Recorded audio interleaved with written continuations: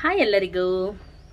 ಇವತ್ತು ನಾನು ಮಾಡ್ತಾ ಇದ್ದೀನಿ ಜೆಂಜಿ ಕ್ರ್ಯಾಬ್ ಅಂತ ಹೇಳ್ತಾರೆ ನೋಡಿ. ಅದು ನೋಡಿ, ಇದು ನಾರ್ಮಲ್ ಆಗಿ ಸಿಗುತ್ತಲ್ಲ, ಅದು ಅಲ್ಲ. ನೋಡಿ, ಈ ರೀತಿ ಇದೆ, ಗಟ್ಟಿ ಕ್ರ್ಯಾಬ್ ಅಂತ ಹೇಳ್ತಾರೆ ಇದಕ್ಕೆ. ತುಂಬಾ ಚೆನ್ನಾಗಿರುತ್ತೆ, ನಾಟಿ ಕೂಡ ಹೇಳ್ತಾರೆ ಕೆಲವರು ಇದಕ್ಕೆ. ಇದು ನಿಮಗೆ ಕಲ್ಲಿನ ಎಡೆಯಲ್ಲಿ ಅಲ್ಲೆಲ್ಲ ಸಿಗುತ್ತೆ.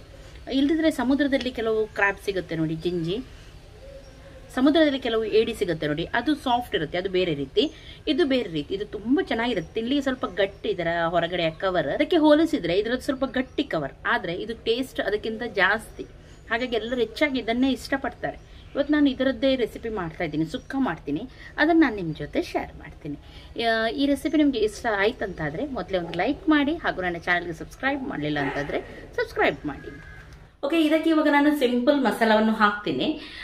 ಯಾವುದೇ ಖಾರ ಅದು ಇದೆಲ್ಲ ಕಡಿಲಿಕ್ಕೆ ಹೋಗಲ್ಲ, ತುಂಬಾ ಸಿಂಪಲ್ ಆಗಿ ಮಾಡ್ತೀನಿ. ನಿಮಗೆ ಖಂಡಿತ ಹೋಗ್ಲಿ ಈಸಿ ಕೂಡ ಆಗುತ್ತೆ, ಇಷ್ಟ ಕೂಡ ಆಗುತ್ತೆ. ಹಾಗಾಗಿ ಟ್ರೈ ಮಾಡಿ.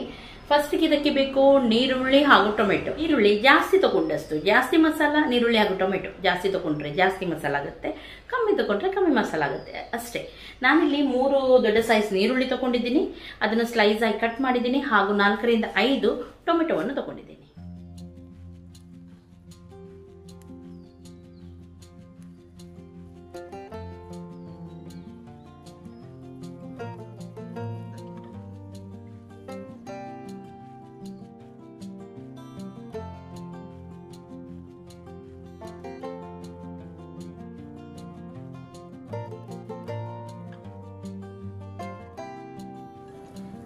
ಸ್ವಲ್ಪ ತೆಂಗಿನ ಎಣ್ಣೆಯನ್ನು ಹಾಕ್ತಾ ಇದ್ದೀನಿ ಇಲ್ಲಿ.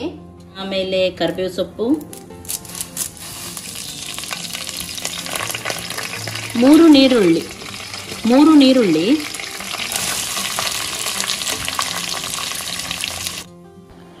ನೀರುಳ್ಳಿ ಚೆನ್ನಾಗಿ ಫ್ರೈ ಆಗಿದೆ. ಜಿಂಜರ್ ಗಾರ್ಲಿಕ್ ಪೇಸ್ಟ್ ಅನ್ನು ಇಲ್ಲಿ ಆಡ್ ಮಾಡ್ತಾ ಇದ್ದೀನಿ.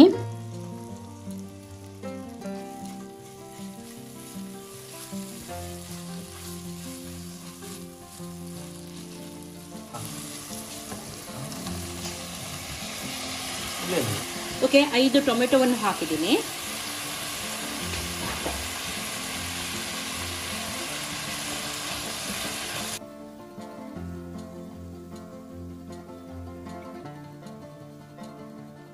ಕಾಲು ಸ್ಪೂನ್ ಅಷ್ಟು ಪೆಪ್ಪರ್ ಪೌಡರ್,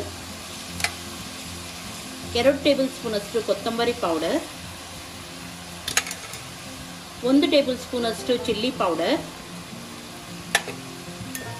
1/4 ಟೇಬಲ್ ಸ್ಪೂನ್ ಅಷ್ಟು ಜೀರಾ ಪೌಡರ್,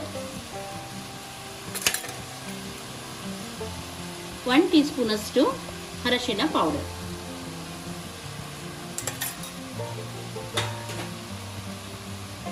ಟೊಮೆಟೊ ಸಾಫ್ಟ್ ಆಗುವವರೆಗೂ ಚೆನ್ನಾಗಿ ಇದನ್ನು ಮಿಕ್ಸ್ ಮಾಡೋಣ, ಹಾಗೂ ಸ್ವಲ್ಪ ಹೊತ್ತು ಹಾಗೇನೆ ಬಿಡೋಣ. ಇದರಲ್ಲಿ ಟೊಮೆಟೊ ಎಲ್ಲ ಚೆನ್ನಾಗಿ ಸಾಫ್ಟ್ ಆಗಬೇಕು. ಓಕೆ, ಇವಾಗ ನೋಡಿ, ಇಲ್ಲಿ ತುಂಬಾ ಸಾಫ್ಟ್ ಆಗಿದೆ. ಈ ರೀತಿ ಒಮ್ಮೆಲೆ ಡ್ರೈ ಇದೆ ಆದ್ರೆ ಸ್ವಲ್ಪ ನೀರನ್ನು ಹಾಕಿ ನೀವು ಟೊಮೆಟೊವನ್ನು ಸಾಫ್ಟ್ ಮಾಡಿದ್ರೆ ಈ ರೀತಿ ಗ್ರೇವಿ ರೀತಿ ಆಗುತ್ತೆ, ಚೆನ್ನಾಗಾಗುತ್ತೆ. ಓಕೆ, ರುಚಿಗೆ ತಕ್ಕಷ್ಟು ಉಪ್ಪನ್ನು ಹಾಕೋಣ, ಹಾಗೂ ಚೆನ್ನಾಗಿ ಮಿಕ್ಸ್ ಮಾಡೋಣ. ಸಣ್ಣದಾಗಿ ಒಂದು ಕುದಿ ಬರಲಿ, ಆಮೇಲೆ ನಾವು ಜಿಂಜಿ ಅಂದ್ರೆ ಏಡಿಯನ್ನು ಹಾಕೋಣ.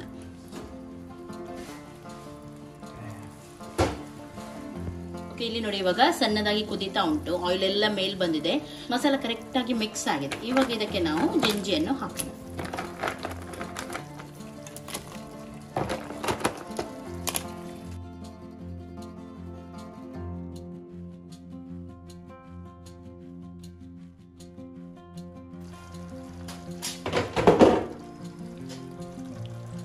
ಬೇಕಾಗುವಷ್ಟು ನೀರನ್ನು ಹಾಕಿ ಸ್ವಲ್ಪ ಮಿಕ್ಸ್ ಮಾಡಿ.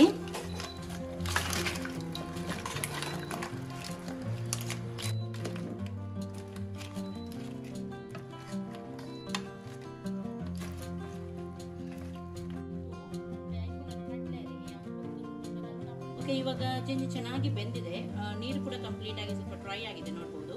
ಇಷ್ಟು ಇದ್ರೆ ಪರವಾಗಿಲ್ಲ. ಇವಾಗ ಇದಕ್ಕೆ ನಾನು ಹಾಕ್ತಾ ಇದ್ದೀನಿ ತೆಂಗಿನಕಾಯಿ. ನಿಮ್ಮ ಇಷ್ಟದ ಪ್ರಕಾರ ಹಾಕಿದ್ರೆ ನಿಮ್ಗೆ ಕೆಲವರಿಗೆ ಸ್ವಲ್ಪ ಜಾಸ್ತಿ ಇಷ್ಟ ಇರುತ್ತೆ, ಕೆಲವರಿಗೆ ಕಮ್ಮಿ ಇಷ್ಟ ಇರುತ್ತೆ. ಆ ರೀತಿ ನೀವು ಹಾಕಿದ್ರೆ ಆಯ್ತು. ನಾನಿಲ್ಲಿ 1 ತೆಂಗಿನಕಾಯಿಯನ್ನು ಹಾಕ್ತಾ ಇದ್ದೀನಿ.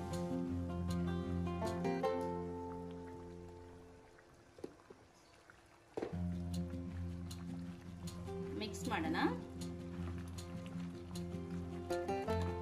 ತೆಂಗಿನಕಾಯಿನ ನೀವು ಫ್ರೈ ಮಾಡಿ ಕೂಡ ಹಾಕಬಹುದು ಬೇಕಿದೆ ಆದ್ರೆ ನಿಮಗೆ. ಚಿಕನ್ ಸುಕ್ಕಕ್ಕೆಲ್ಲ ಮಸಾಲ ತೆಗಿತೀವಿ ನೋಡಿ, ಆ ರೀತಿ ಮಸಾಲ ತೆಗೆದು ಕೂಡ ನೀವು ಇಲ್ಲಿ ಹಾಕಬಹುದು, ಆವತ್ತು ಚೆನ್ನಾಗಾಗುತ್ತೆ.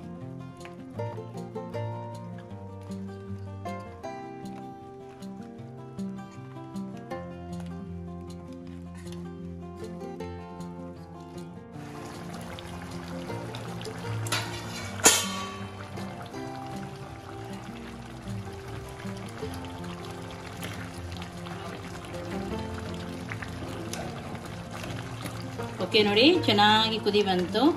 ಇವಾಗ ಇದು ರೆಡಿ ಆಗಿದೆ. ಲಾಸ್ಟ್ಗೆ ಇದಕ್ಕೆ ನಾವು ಕೊತ್ತಂಬರಿ ಸೊಪ್ಪನ್ನು ಹಾಕೋಣ.